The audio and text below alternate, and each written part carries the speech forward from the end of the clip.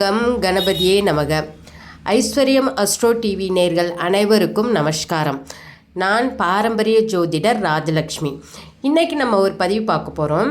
பரிகாரங்கள் பலன் கொடுக்குமா கொடுக்காதா அப்படிங்கிற ஒரு விஷயத்தை பற்றி தான் பார்க்க போகிறோம். அதாவது ஜோதிடத்தில் முக்கியமான பங்கு எது அப்படின்னு எடுத்துக்கிட்டிங்கன்னா பரிகாரம் கூறுறது தாங்க. அந்த பரிகாரங்கள் பலன் கொடுக்குமா கொடுக்காதா அப்படிங்கிற ஒரு விஷயத்தை பற்றி தான் நம்ம பார்க்க போகிறோம். அதாவது ஒரு குடை பிடித்தா மழை நின்று போகுமா அப்படின்னு கேட்குற கேள்வி தான் பரிகாரங்கள் பலன் தருமா தராதா அப்படின்னு கேட்குற மாதிரியான ஒரு விஷயம். பரிகாரம் என்றால் என்ன அப்படிங்கிறத பற்றி பார்க்கலாங்க. அதாவது பசிக்கு உணவு பரிகாரம், தாகத்திற்கு தண்ணீர் பரிகாரம், வெயிலுக்கு நிழல் பரிகாரம், குளிருக்கு வெப்பம் பரிகாரம். அளவுக்கு அதிகமான ஒரு விஷயத்தை தேவையானதை எடுத்துக்கிறதும் தேவையில்லாததை விளக்குறதும் தாங்க பரிகாரம் அப்படிங்கிற ஒரு விஷயத்தை நம்ம சொல்லலாம். அதாவது பரிகாரம் என்றால் சமநிலைப்படுத்துதல் என்பது பொருள். அளவுக்கு அதிகமாக இருக்கக்கூடிய அமிர்தமும் நஞ்சுதான். நஞ்சு நஞ்சாலே முறிக்கப்படுகிறது. அந்த மாதிரி ஜாதகத்தில் தோஷம் என்று கூறப்படுவது ஒரு வகையான குறைபாடு தான். குறைபாடுகளை களைவது தான் பரிகாரம். மருந்து சாப்பிட்டா நோய் தீருமா அப்படின்னு சொல்லி கேட்டுட்டு இருந்தோம்னா சாப்பிட்டு பார்த்தா தானே தெரியும்.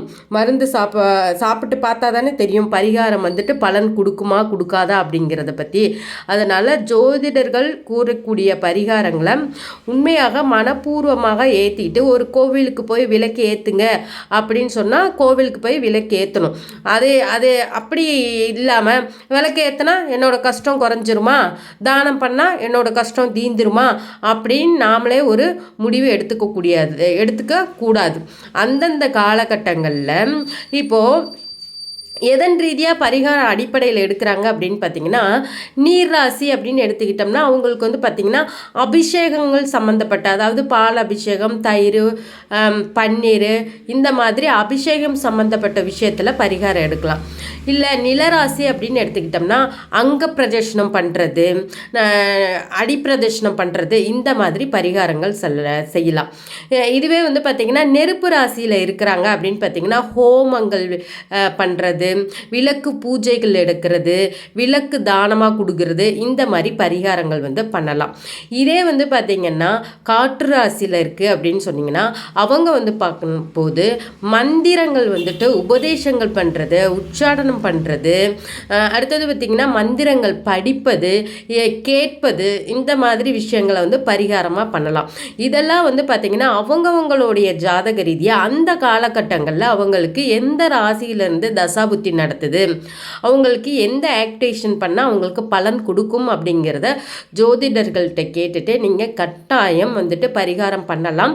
பலன் உங்களுக்கு கண்டிப்பாக கொடுக்கும் அப்படிங்கிறத சொல்லி இந்த பதிவை நிறைவு செய்கிறேங்க. இந்த பதிவு உங்களுக்கு பிடிச்சிருந்துச்சுன்னா இந்த சேனலை லைக் பண்ணுங்கள், ஷேர் பண்ணுங்கள், கமெண்ட் பண்ணுங்கள். ஆன்மீக ரீதியாக சரிதான், ஜோதிட ரீதியாகவும் நிறைய பதிவுகள் உங்களுக்கு வர இருக்குதுங்க. நன்றி.